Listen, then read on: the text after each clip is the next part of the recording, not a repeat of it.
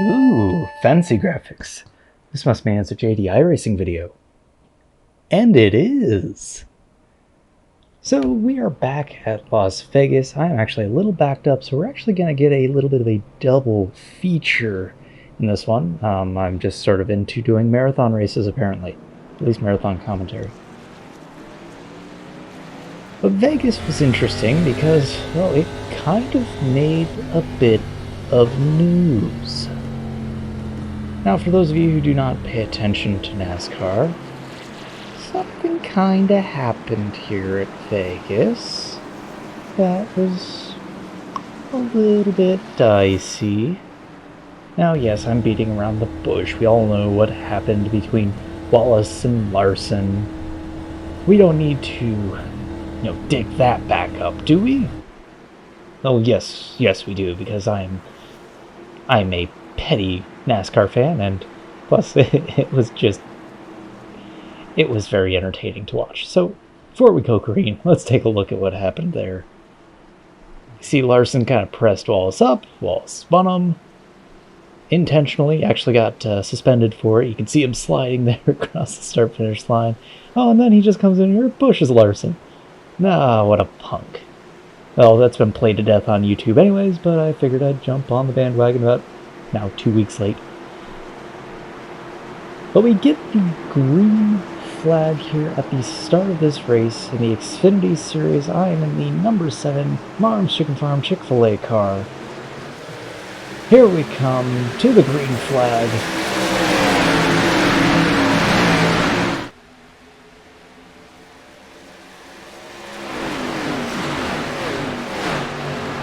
Some really cool angles around here for cameras, some of which I set up myself because I learned how to do that. Now, this race is going to be really interesting, partly because if you notice, so I qualified in, I think I qualified 4th, and I'm already starting to fall back a few positions. And the reason why is I'm actually managing my tires here. So I started using a different technique, basically a trail brake through the corners, and because of the tire model in iRacing, because you're turning more so with the brake than you are with the wheel, you're not heating up the tires as much, and it's not wearing the tires as much. Now, I don't know if this really does translate into real-world NASCAR as much, but what it was allowing me to do is, in certain races, particularly if they were green flag run races, I was starting out slow, maybe about half a second, 3/4 of a second off pace. By the end of the race, or at least by the end of the runs, I was able to start passing people because some drivers had used up their tires.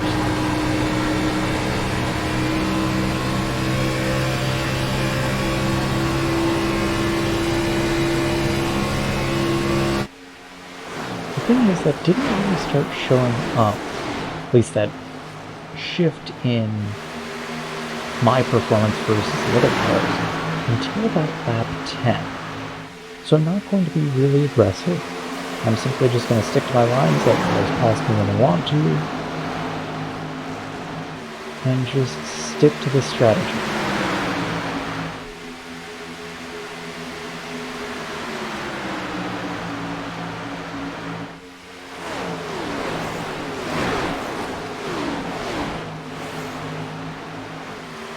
Now you see the white number 10, he's riding my bunker pretty good. The Bobby Labonte paint scheme there, or actually this might even be a Kyle Busch paint scheme, I don't know.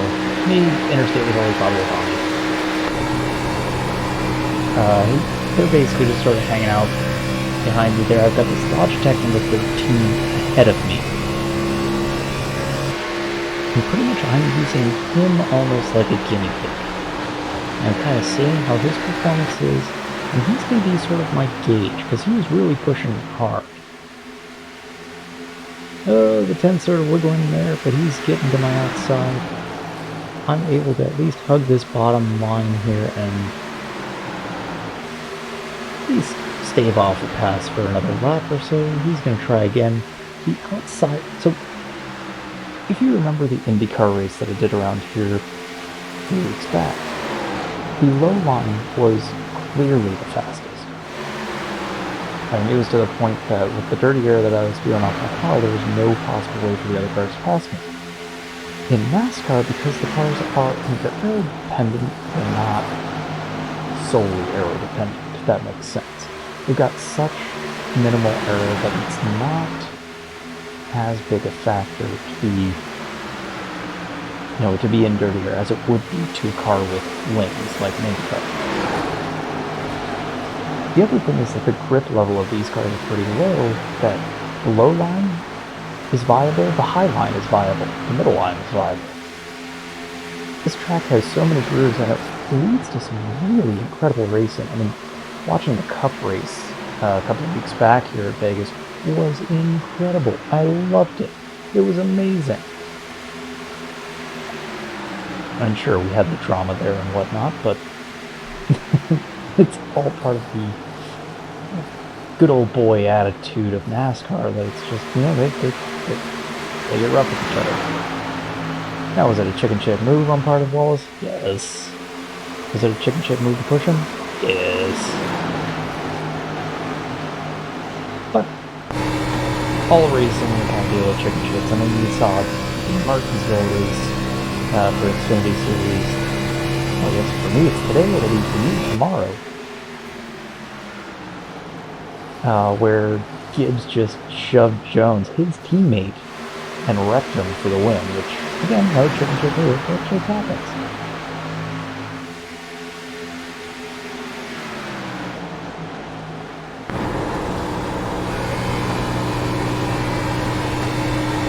Now you see I'm starting to gain just a little bit on the 13th.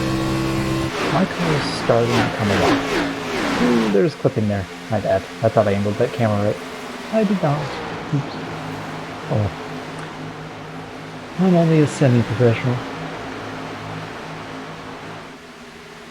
In editing, not in racing, not by a long shot. But you can see I'm starting to gain back on the 13th. So he got a little bit far ahead, and now I'm starting to gain on him. The 10 car is no longer on me. He was pushing his car pretty hard too. So it just goes to show you how much I've saved my tires and how beneficial it is in these long runs. The other thing is I'm one of the few cars that's really able to stick it to the bottom there and do so consistently.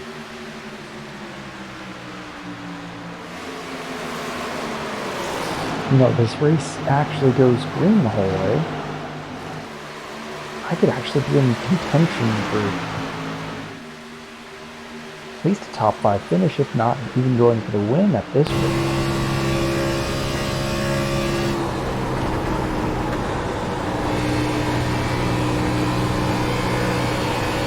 See, I really drive it into those corners and able to get lower than 13. 13 started getting settled in that middle groove.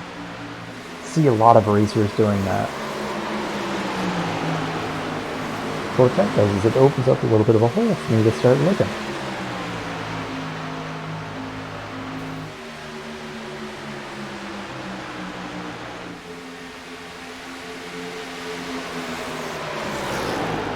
And you see just how much more grip I have. I mean, you see me moving around a little bit on the track. I'm able to make a little bit more aggressive moves. And now I'm in a bit of a jam here as, the car's going too wide here. I'm just sort of biding my time. Had the 13 not gotten up to the 18 there, I probably would have been. There's a little bit of smoke here. Fortunately, the caution didn't come out. I've noticed the iRacing automatic stewards being a little bit lax, but hello.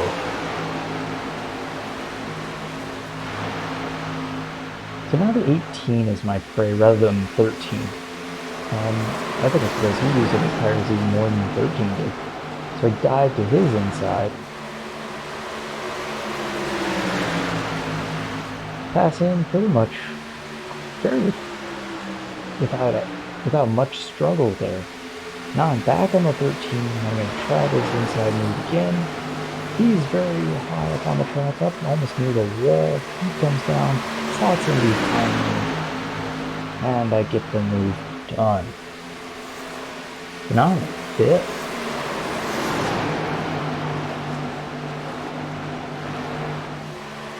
This is a pretty good race for me. So now the next target is going to be number 3. So I see him up ahead.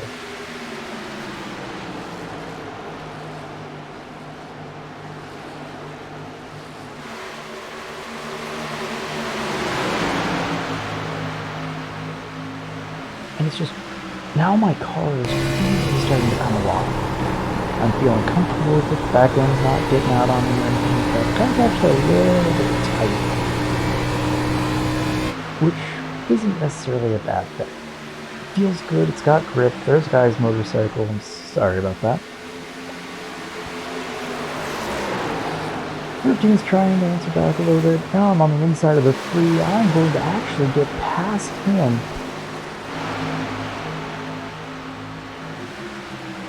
Got just a bumper in front of my bumper there, but I'm going to get the pass done through the turn here. You know, NASCAR turns or passes can sometimes take 2 or 3 turns, and that just happened to be 2 or 3 laps. But you see, I finally got it done over on the 3.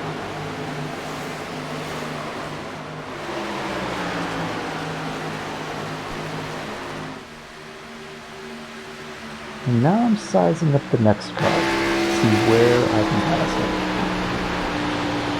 And you see back behind me, number 3 is kind of doing the economy just a little bit in the middle of the corner. That's about it, but I did have to check up there with number 6, just because he took a little high and I suddenly got to his inside. Unintentionally, I wasn't really trying to get him sort of pass there. But I'm sizing up the number 6. And seeing where can I pass it, how good are his tires, how good is he able to fend off my attacks.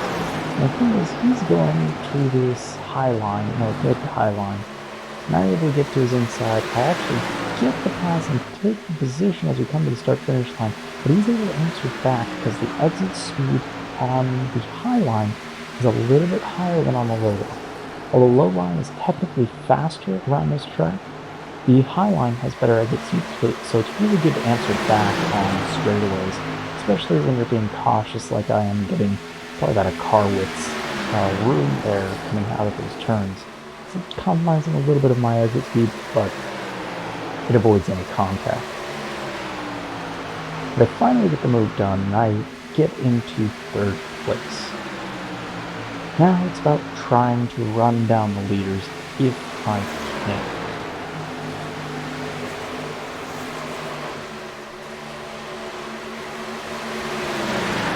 You just see the amount of speed that I have just from saving my tires over the cars behind me. I'm already starting to extend my gap.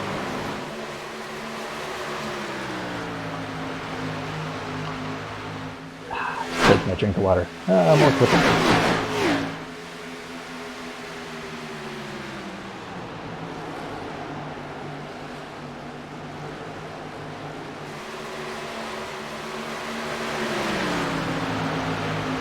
Now the leaders up ahead are well over a second to me.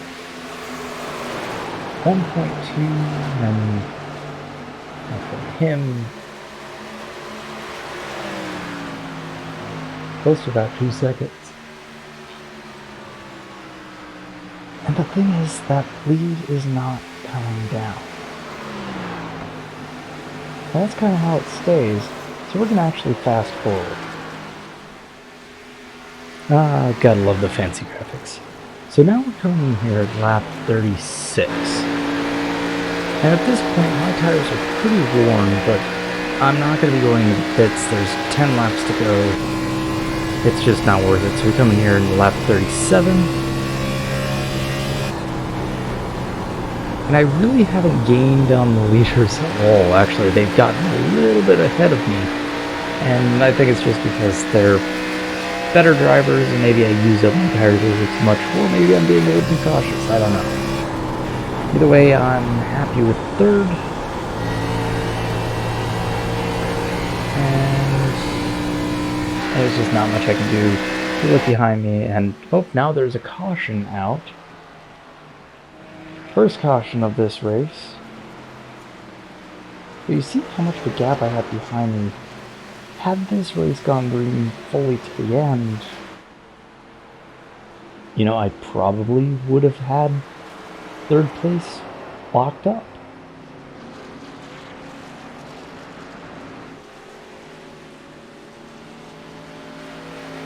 But I guess it just wasn't to be. But what I'm going to do, oh dear lord.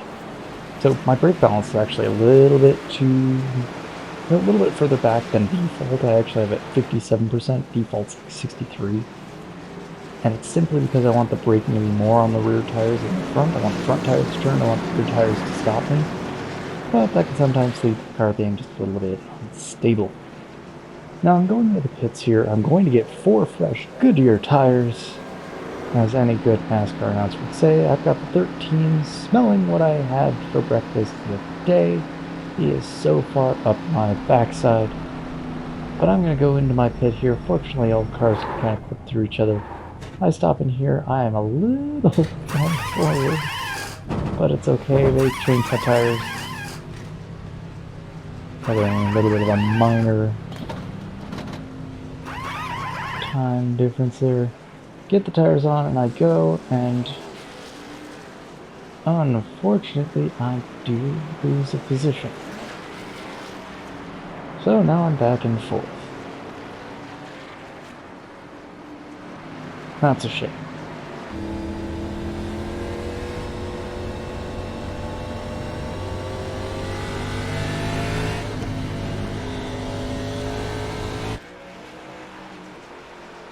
Now I think we should go and take a look at what happened to bring out this caution here. So we're going to watch the number 18 here. Now we have passed him before, and he's challenging, I believe that's the number 9.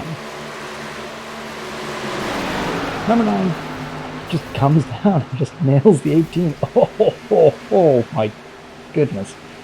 Into the access barrier there. A little access road there, that's why the wall curves like that, but oh man, is that a hard hit. Here's his bump, and he's just along for the ride now, but oh, right there on that corner. Oh, if this was real life, I'd really hope he was okay. Now, let's watch from the helicopter view here, because it's not, I mean, it is the 9's fault, but it didn't seem as malicious as that. He gets into the wall and just tries to get off it. Ends up sending the 18 there off on a rock. But, oh. Yeah, these cars, when they get tapped or get bumped around, you know, there's not much that you can do. You basically just become a passenger in those because they are so... And first of all, they're really heavy. And then, at the same time, they have so little grip compared to, you know, say like a GT car. Even in a GT car or in Formula 1, you'd be sent off on a ride. But I think now it's about time that we take a word from our sponsors. We will be right back.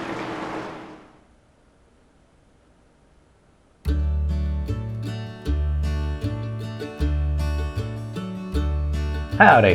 When you want your chickens come fresh from the farm and bring it to your table for your family to eat, you want nothing better than Marm's Chicken Farm. Fresh from the farm to your table, nothing but the best to feed your family. That's right, it's Marm's Chicken Farm and JD's Chicken Feed and Tackle. We feed them the best, so they taste the best. Official sponsor of GLR Esports. Do you suck at racing? Are you down by 5 laps in a 4-lap race? Want to get good? Come to Kazian Racers School for Kids Who Can't Drive Good and want to do other stuff good too. Get good, son. Official racing school of GLR Esports.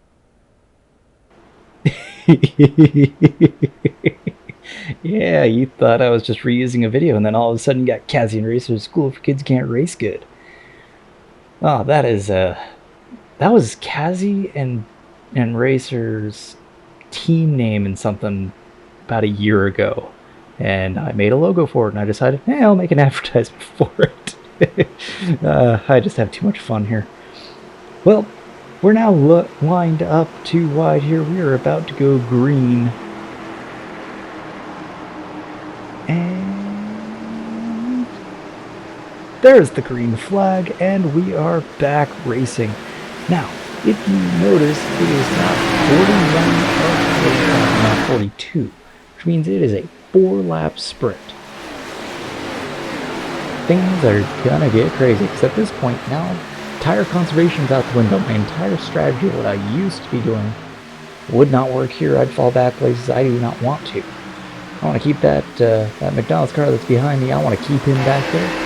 I also want to try and gain as many positions as I can, especially I want to try and get back into third if I can. But number 3 just happened to beat me off the line in the pits.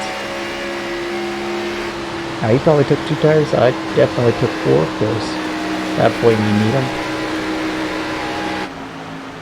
You see, I am driving this car in hard. Oh my goodness, McDonald's car just kind of slid down the track there. I'm glad I was in front of him and not beside him, because it would have taken me out. And it just got loose coming out of that corner.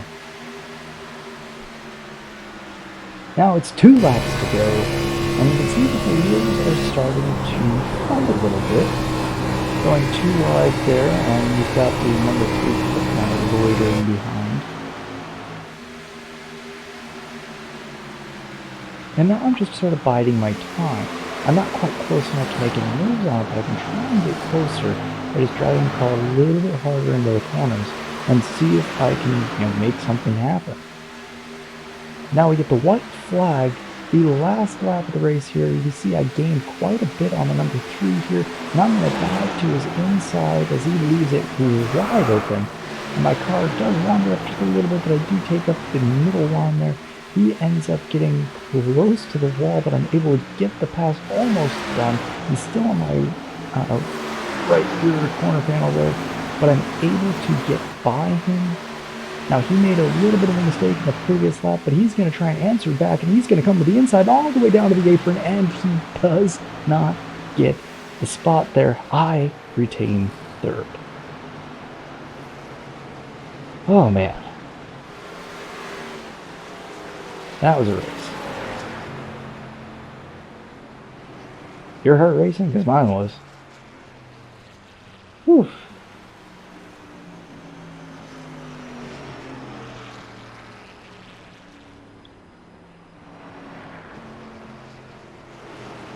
That was definitely probably one of the best Vegas races that I've had that week.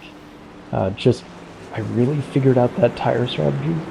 Just being able to extend my tire life out as far as I could, and really made it work. Now, sure, I qualified 4th, wound up in 3rd. Hey, any position gain that you get, that's a win in my book. I mean, it's not a win, but it's a plus at least.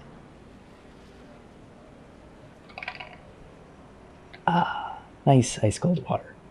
And I'm a little far forward. Cheeky little reverse back. And we're good. Yeah, eventually I'll get my, I'll get pitting down. Today's not that day though. But I want to look back at a different race. I was racing in the trucks. Now the trucks are fun. And I'm racing here in my Puget Systems one. And you'll notice there's this Teenage Mutant Ninja Turtles number 6 truck. And he is being obnoxious. He is blocking. He is clearly slower than all the other trucks here. He is holding us up. The leaders are running away with this. And you see the 9 is getting frustrated. He got right up to his bumper. And I just want to show you kind of how at least I dealt with this guy.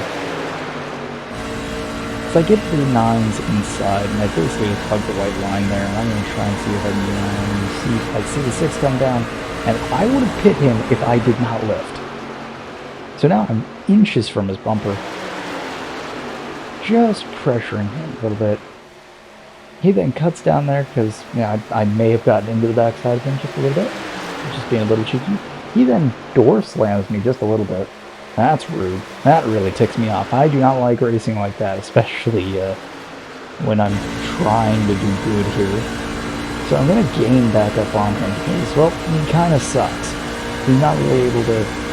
He's able to defend obnoxiously, but Now you see, I then door slam him just a little bit, push him up the track as I get the pass done, clear him completely, and now he's got to defend against all these other trucks.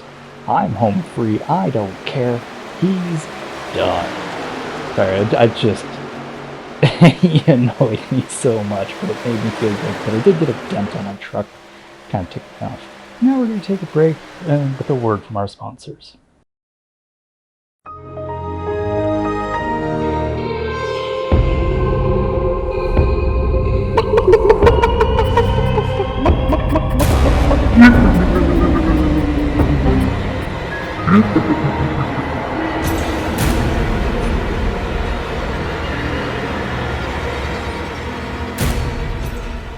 Happy Halloween.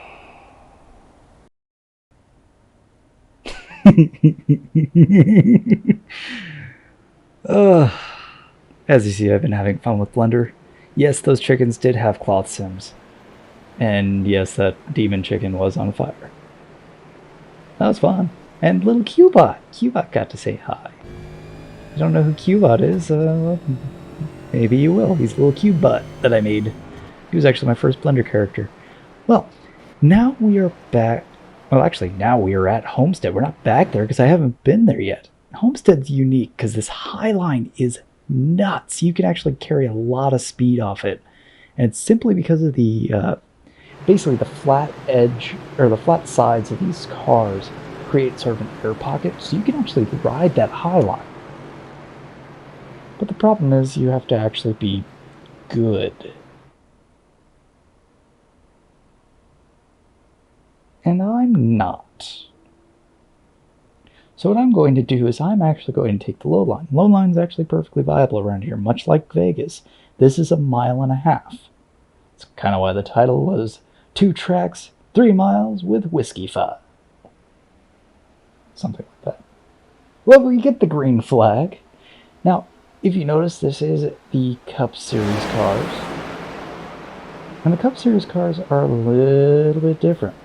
The cars are a bit squirrely the longer they run. And what I mean by a long run is like at 5 laps, these cars are trying to kill you.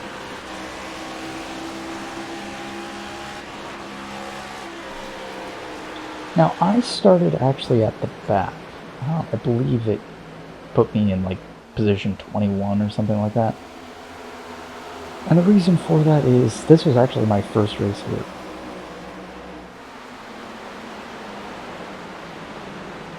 I got that blue and black car there. He's blinking, which is kind of terrifying.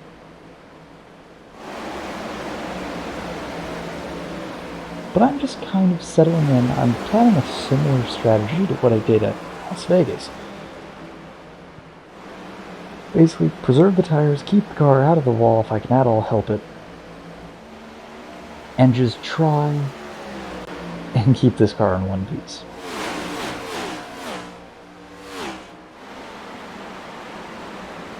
And then maybe if I can make a few moves, maybe we can make something happen.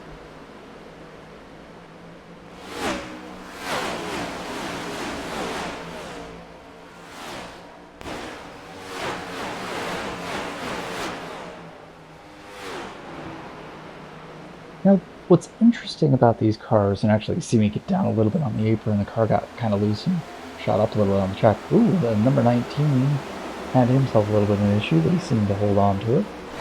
We're going to kind of seal that position. But ooh, I locked up the wheels there and went up into the wall. Yikes. Basically, I was about to rear end the 19. I didn't want to do that, so I avoided it by going into the wall. That sucks. Fortunately, the damage to my car was not major. But you do have to be careful.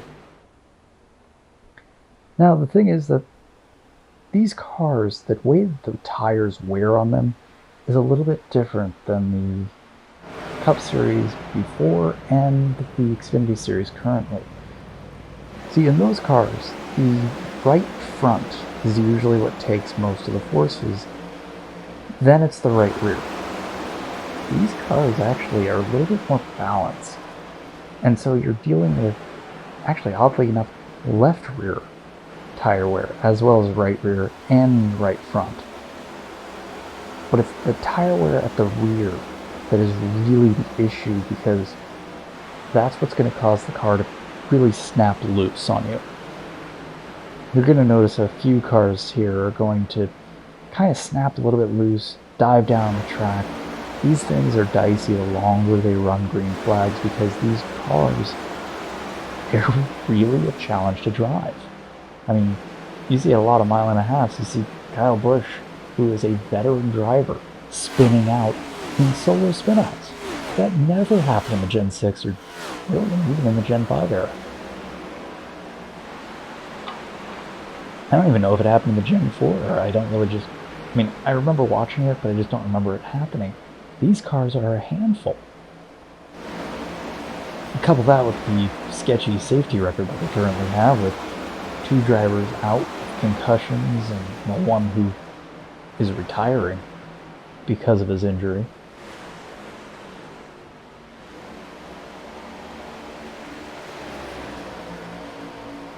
I mean, NASCAR did a good job of making a car that was hard to drive. They just need to figure out some of the safety things, but I've actually really enjoyed the Gen 7 era. Now you see cars really riding up on that wall. You actually hear some scraping noises as people in the corners. And that's just because, well, they're riding that wall just a little bit too much.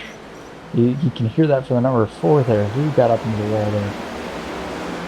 If you're driving that close to the wall, I mean, the real-world drivers are doing it inches from the wall. And they're doing it with just, as NASCAR even said, surgical precision. They are. These guys are incredibly talented. Us amateurs here, not as much. And so it's all a matter of driving up to your skill level and hopefully not exceeding it. Because if you exceed it, well, then your car is junk.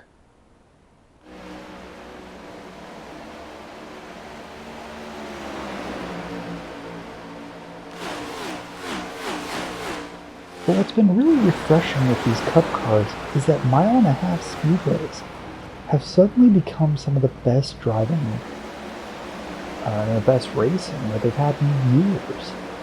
Now, the Gen 6 era was notorious for being snooze fests for mile-and-a-halves because the car, would get 2 or 3 laps of good racing. Then the leader would kind of move up into the front and be able to get dirty air on the cars behind him, and then we'll be able to pass for the lead. And that coupled with a 550 package, oh god, it was a snore. These cars are 670 horsepower, and they are 670 at basically everywhere except for, ooh, there goes a subway car up into the wall. But basically, these cars have 670 horsepower at every track. The exception of super speedways, of course, where they do restrict the power just to avoid them getting really fast.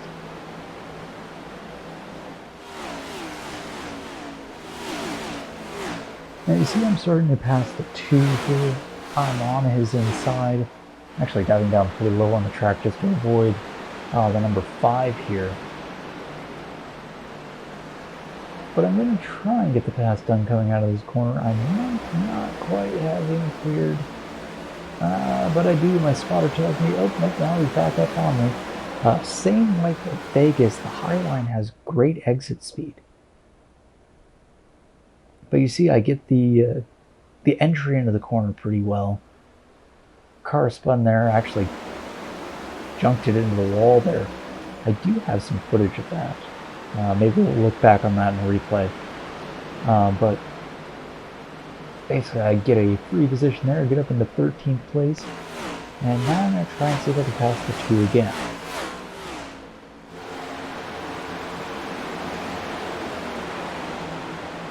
Now the speeds that you're carrying around here are similar to Vegas. Now the banking is not quite as much, so you do have to slow down a little bit more in the corners. You actually do have to use your brakes quite a bit just to get around here.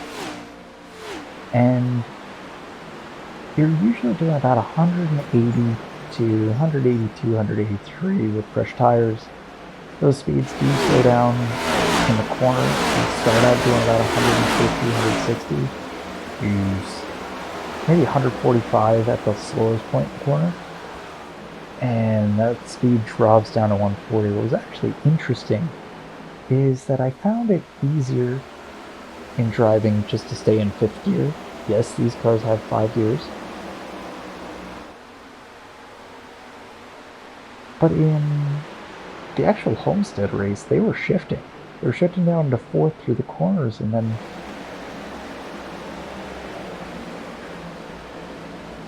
they were pushing it into 5th going across the straights here. Now you see, I'm trying to pass the inside of this Chick-fil-A car, which I really like, by the way. 1, I like Chick-fil-A, and 2, I like the Chick-fil-A car.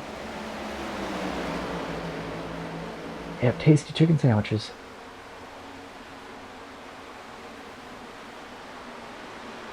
Now the 2 had a phenomenal exit. I did not quite as much. And so that allowed him to catch right back up to me. I thought I had him passed, but I did not. Now I gotta work around these cars again. And you see a little bit of diciness going on there. I was able to sort of navigate that alright. Ooh, car goes down. Oh my goodness. You can see how much of a handful these cars really are. And you see, I'm moving up. I moved up into 9th place here. Now I've got this Castrol number 10 car here. And we're going to try and pass him. Phenomenal move against just basically navigating that pack. They got a little bit too close to each other. Had to check up, and I managed to capitalize.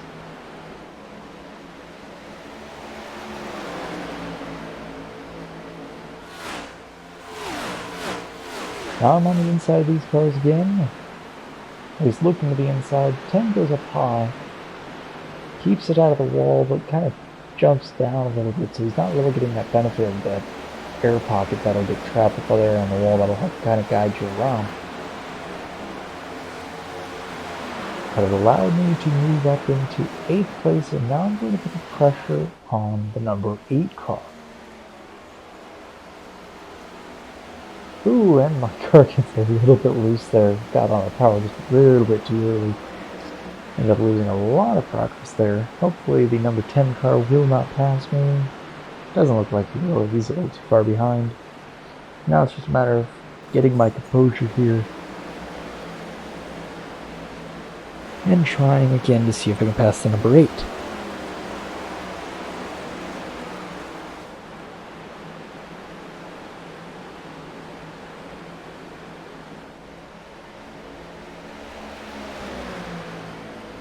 Now you see I'm starting to look. Ooh, and black car there got a little bit loose, went down on the inside apron there. Now I'm starting to gain on him, and it'll probably be another lap or so before I actually really try. Now ooh, and another car spun, and surprisingly another caution, or surprisingly a caution didn't come out. Arguably there should have been 3 or 4 at this point.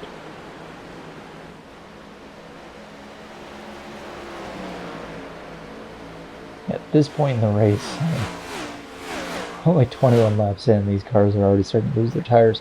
There's some drivers that are going in for pits.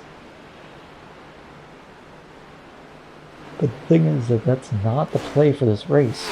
You will simply not make up the time. The tire fall off is a bit too great for it to really be beneficial for long. You'll be able to pass some cars, but you will not really gain much position at all.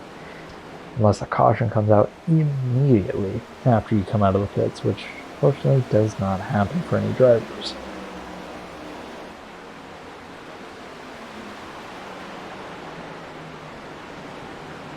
Now I'm getting right up on the back bumper of the number 8. He's right on the back bumper of the number 1.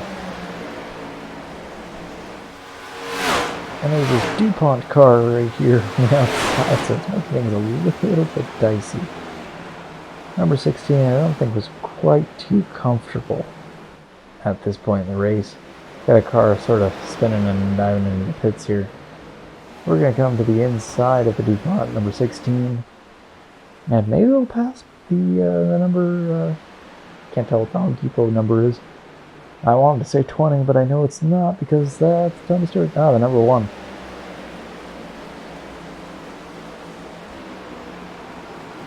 And all I need to do is pass this car, pass this pesky number 8, and I will have 3rd place. And then it's a matter of just running down the leaders. You see, I'm looking to make my move. He actually dives down. I have to lock up just to avoid him. Kind of a dick move. He really didn't telegraph that too much, but again, no contact was made. I ended up just losing some time. Now I have the number 1 kind of pressed up on me, but... And I think it's just because I'm more comfortable in having a slightly later braking zone than I think the number 8 there had. So I can use that to my advantage.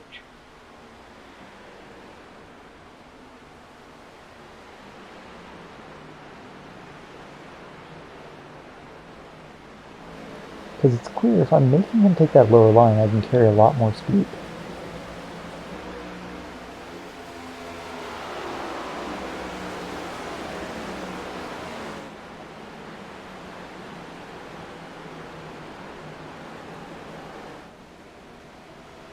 See, I'm trying to goad him into taking the higher line. My car's actually a little bit unstable taking that line. We don't really like it. That's the reason why I was kind of sticking it to the low side.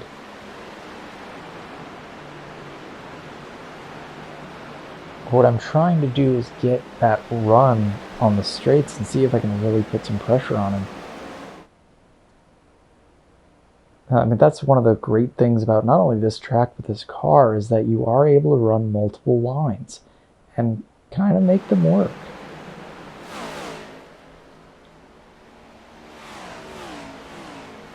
You see, I'm not quite close enough to him, so I am going to return back to my low line here, just where my car feels comfortable. I'll end up going up a little bit high just because the car got a little tight on me, but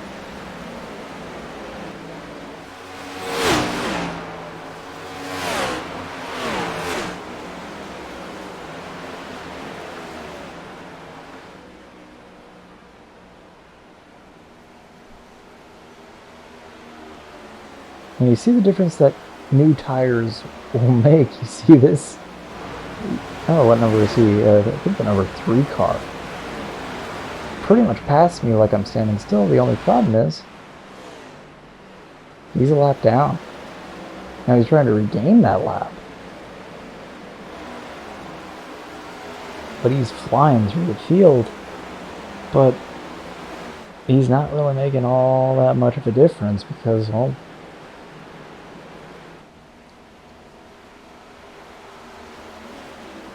he's still a lap down. Now, could it benefit him? Does it make his racing experience better?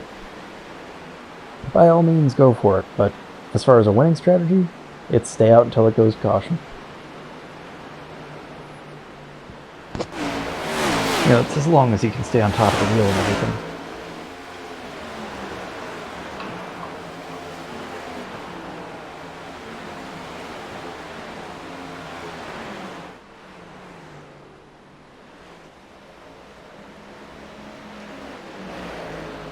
You see, my car got a little bit loose again.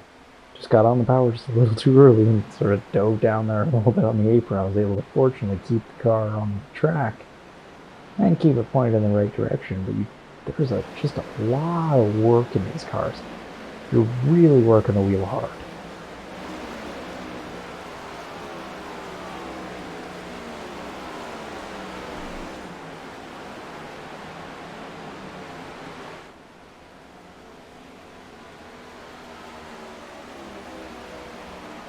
But it's allowing the number 8 there just to kind of get a bit more of a comfortable lead ahead of me. And that's frustrating. Now maybe this high line will start coming alive a little bit. Notice I was gaining on him again in the straights. But just not enough in the corners.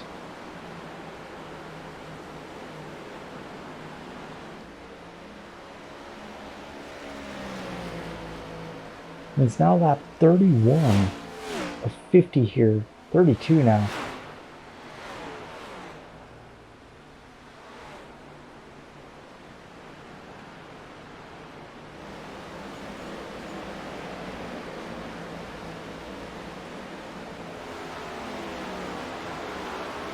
And it's both a mixture of a battle of attrition as well as just, just solid racing and battling. I'm managing my tires while at the same time trying to gain time on this car that's becoming increasingly more slick.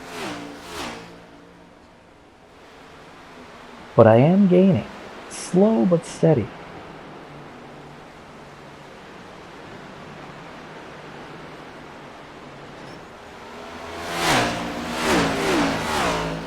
And I'm gaining on the leaders. The leaders are starting to come closer. And it's giving me just a little bit of hope that maybe we can make something happen.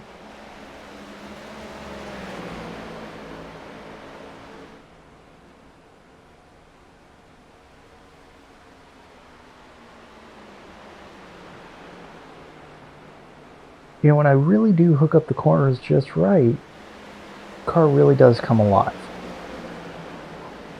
As long as I keep the back end from sliding out like that, I should be able to make a pass happen. But you see, backside got out just a little bit, and that caused me to just lose the back end ever so slightly.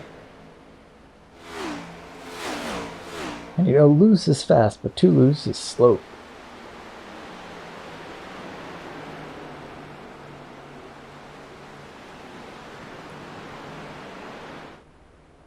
So now it's the number 13 that I can now challenge. Now I'm going to come to the inside here, and I'm going to get the pass done. As you see, I just dive in there, and my car is going to wander up just a little bit on that corner. Where there is going to answer back. And he does try and take me into the first turn here, but again, I just got the entry speed, and he just simply doesn't.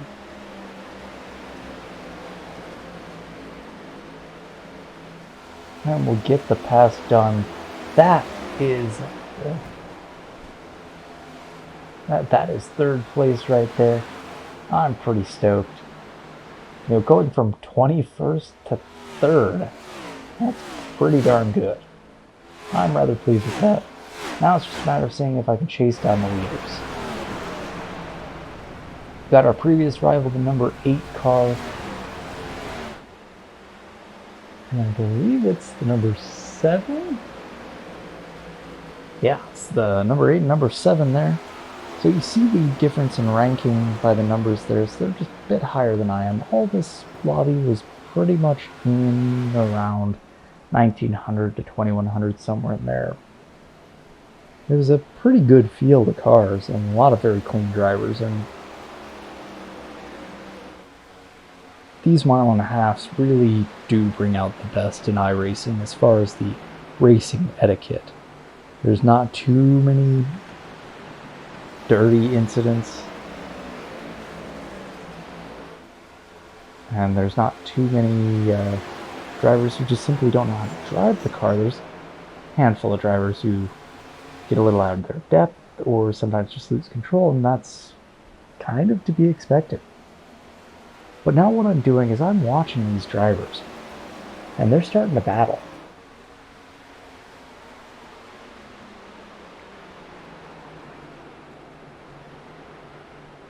And I'm a little too far behind to really be involved in it. But I can see first and second place. I can see them starting to fight. And as we finish off lap 36 and we are just about to go into 37, now I'm watching them go too wide in certain areas. I mean, they're fighting for the win.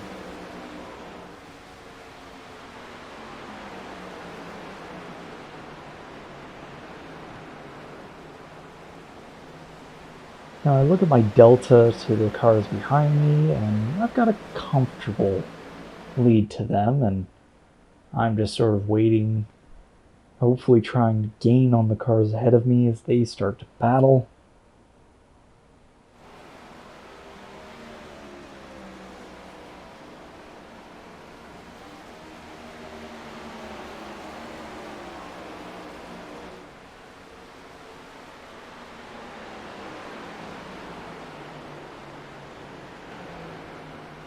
And just like in racing and road course, battle you start to get slower. But what really slows you down, well, is if you get into each other. Now, these drivers are now going too wide yet again, trying to pass for the lead. I'm just sitting back here as a spectator watching it happen. Now, they've got about 1 to 1.2 second lead on me. And, you know, if they were to kind of bump each other, get each other a little bit loose, maybe we can capitalize.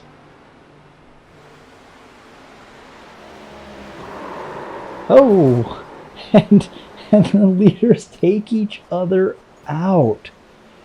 Oh my goodness. Whew. So I take the lead and the caution is out. We are definitely going to be putting new tires on. But, oh, I did not expect that. They were racing hard, and I was really hoping that this would stay green. But, much like in the Vegas race, a caution in the last few laps turned this race from a tire strategy race, or tire management race, into a sprint.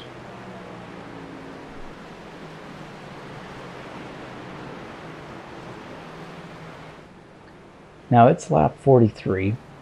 That means by the time we go green, it'll probably be lap 46 or 47. And that means this is going to be an all-out sprint. Mad dash to the finish. Don't take fuel, just take tires. We go into the pits. We got 13 right behind me. I know I'm going to pit fairly early. I see the 14 board. And I overshoot it. Gotta go back just a little bit. Damn it. And that's how I lose some positions. I mean, making a stupid mistake like that.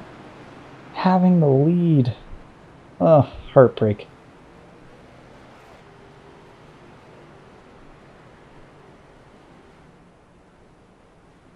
Now, cheeky and kind of a shit move of the black car there. Basically just rolling right through. To be honest, move like that should get him disqualified, but hey, it's iRacing. So I end up coming out in, let's see here, we come out in 5th.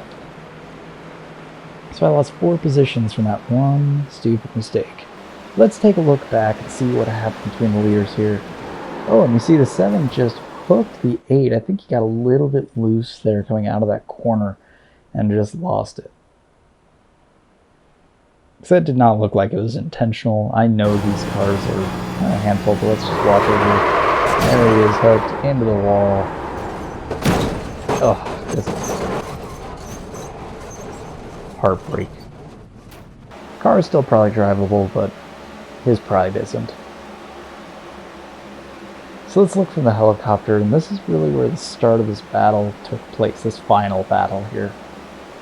And you see the 8 has some really good speed on the 7.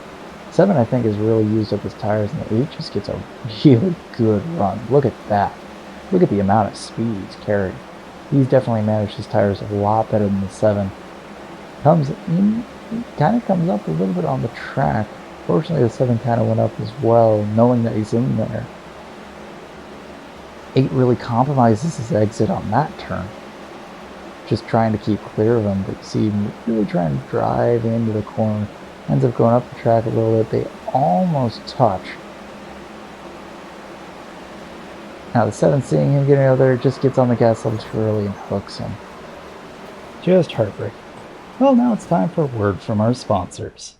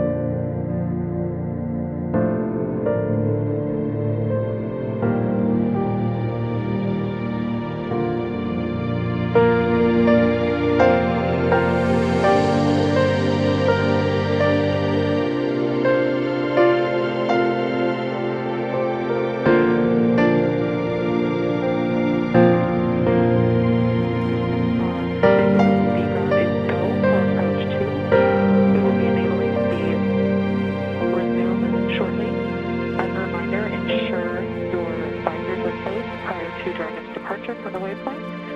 And once Dragon is inside, the crew hands-off point, retreat, and breakout are not permitted. And for your awareness, we have sunset in a little less than 8.5 minutes.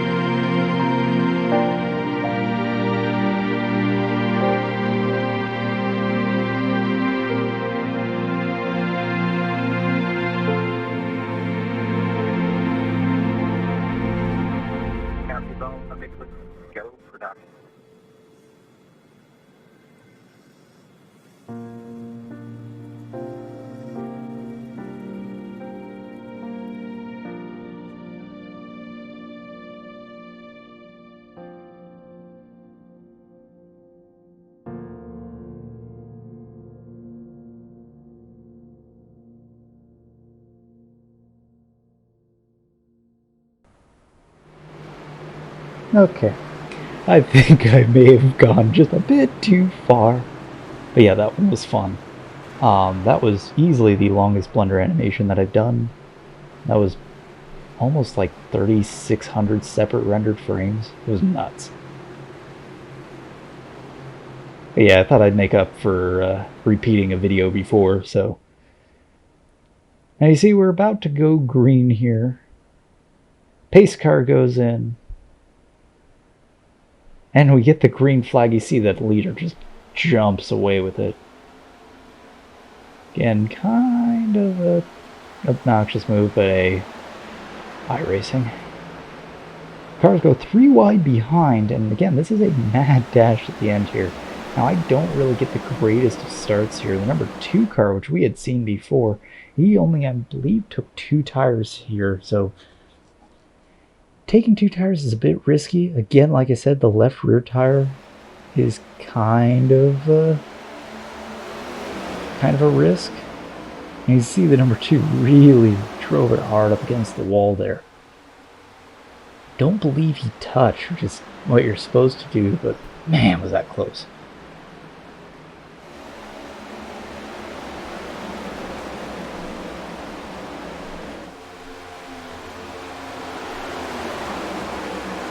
Now the 2 is going to kind of look to my inside here, and that means I'm going to have to kind of take the higher line here, which I'm not too comfortable with. I want to get back down to that low line because I felt a little bit safer there, but I managed to get a decent exit. We actually touch a little bit there. I take this high line here, really press it against the wall. I come down a little bit just to see if I can try and side draft him there. Hopefully keep my run going, hopefully keep him from getting a run. Now the number 3 car is my next target. Oh, almost door slam the 2 again. And we get the white flag. This is the final lap. Now what's really funny is I am completely unaware that it's the final lap. I am just driving my heart out, trying to pass these cars. Number 5 here is now starting to look to my inside.